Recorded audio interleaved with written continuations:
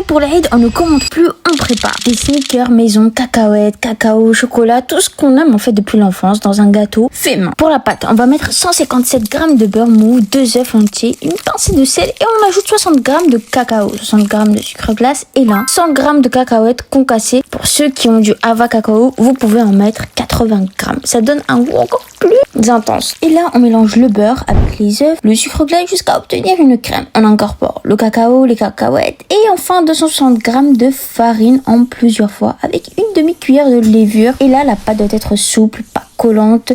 Si elle colle trop, vous devez rajouter un peu de farine. Si elle est trop sèche, quelques gouttes d'eau. Et là, on va former des petites boules d'une noix. On dispose sur une plaque et avant d'enfourner, on appuie légèrement au centre pour créer ce petit creux caractéristique à notre gâteau. Bien sûr, on préchauffe notre four à 170 degrés, environ 12 à 15 minutes. On surveille bien.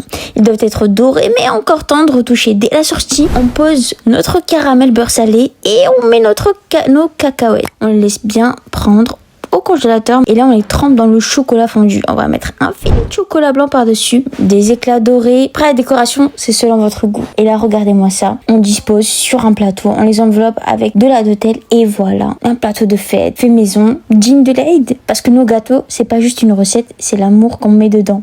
Eid Mubarak à toutes et à tous.